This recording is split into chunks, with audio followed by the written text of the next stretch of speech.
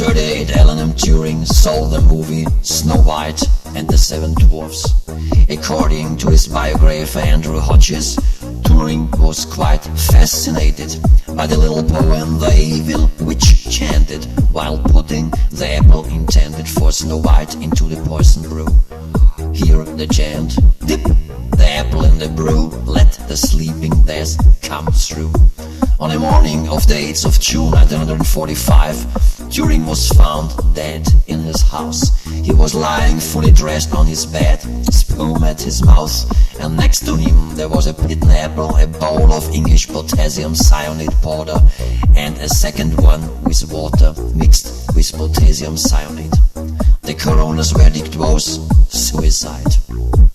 Throughout his life, Turing was obsessed with going beyond the limits. The craziness was his measurement. For him, limits were merely partitions that did not fit into the ensemble.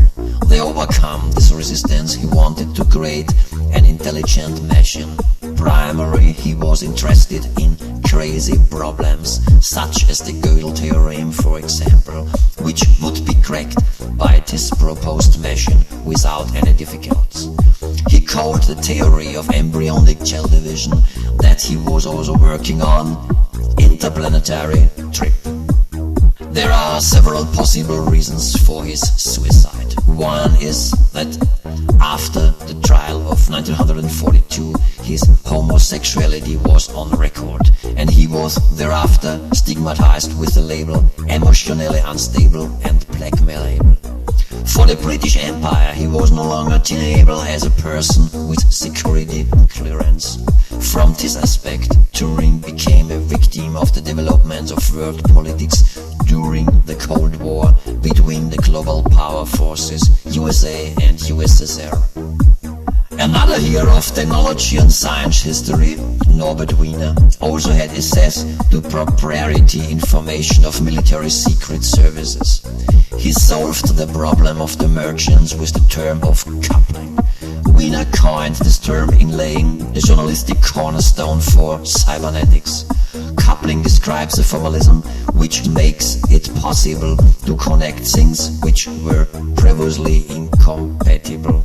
Along with the ideas of second-order cybernetics, general system theory, and radical constructivism, this formalism has since grown enormously in significance and complexity. An engineer from the US-American Population Census Office, Herman Hollerith, constructed a key-punching machine.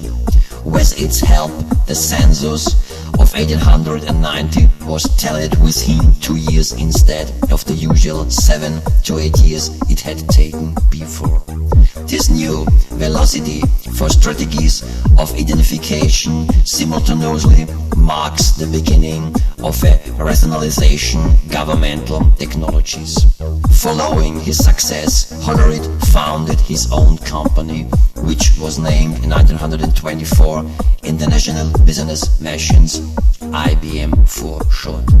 The subsequent expansion of informatics was also the transition of the disciplinary to the control society.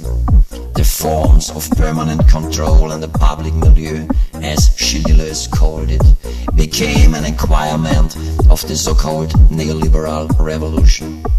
Reaganomics and Thatcherism have newly formed the structural configuration of hegemony worldwide with the strategic instruments of neoliberal economic policy and the slogan "Struggle for the freedom of capital" since more than 2 decades.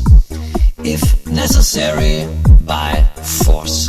The economic sanction imposed by powerful states on less powerful ones, or the practices of global players such as shifting production facilities to lower-wage countries, are its forms which produce various other forms of violence and victims.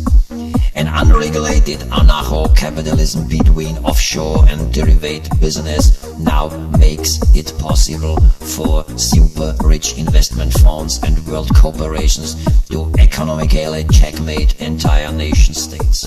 Jet informatic nations networks play a fundamental role in these developments. The craziness has already become the normal measure for the whole world. Limits are just partitions that do not fit into the ensemble. Going beyond the limits and the formalism of coupling have now reached an unaccepted dimension.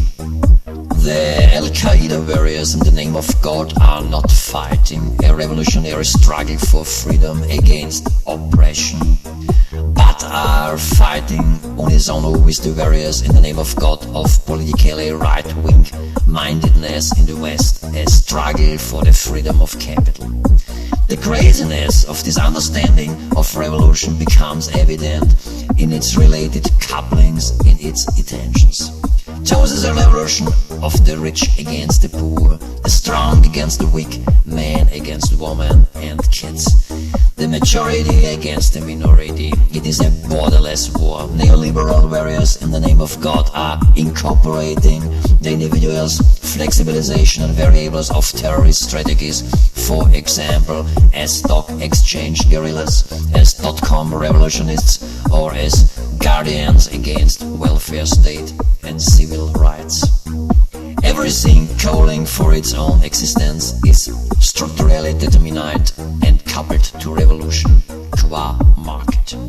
This is then called digital revolution, biotech revolution, or revolution business marketing. This is all inherently a pastiche of revolution. There are many vectors of a single movement, accelerating and retarding at the same time. And similarly to the way static modernism, symbolically ennobled with the liberation of unexploited reservoirs of productivity and the new production forms of an expanding capitalism, today art plays the useful idiot for the new elites of turbo-capitalism under neoliberalist flags.